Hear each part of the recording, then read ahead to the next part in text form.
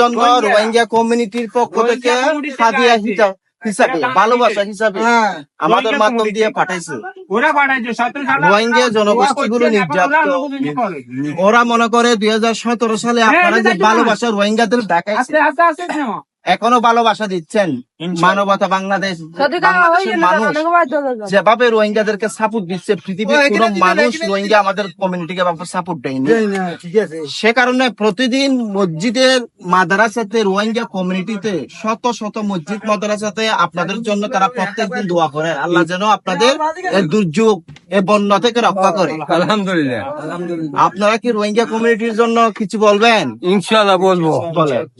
ইনশাআল্লাহ। রোহিঙ্গা কমিটির পক্ষ থেকে আমরা অনেক ধন্যবাদ এবং শুকরিয়া জ্ঞাপন করতেছি। আল্লাহ পাক যেন তাদেরকে নিজ দেশে সহি সালামতে তাদের অগ্রাধিকার হিসাবে এবং স্থায়ী হিসাবে আল্লাহ জান্তা সরকারকে আল্লাহ যেন সঠিক বুঝ দান করেন। আলহামদুলিল্লাহ। আল্লাহ তাদেরকে সুস্বাস্থ্য কামনা করি। রোহিঙ্গাদের প্রতি আল্লাহ তাদের দেশে যেন ফিরে যেতে পারে, আমাদের সবার থেকে, সবার পক্ষ থেকে আমাদের শুভেচ্ছা এবং দোয়া রইল।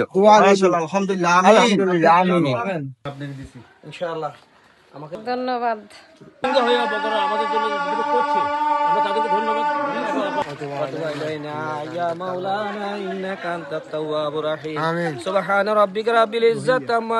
কমিটি থেকে রোহিঙ্গাদের জন্য সবাই দোয়া করবেন।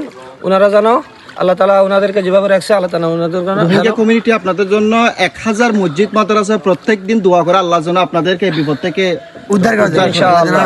সুবহানা রাব্বিকা রাব্বিল ইজ্জাতি আম্মা ইয়াসিফুন ওয়া সালামুন আলাল মুরসালিন ওয়া আলহামদুলিল্লাহি রাব্বিল আলামিন।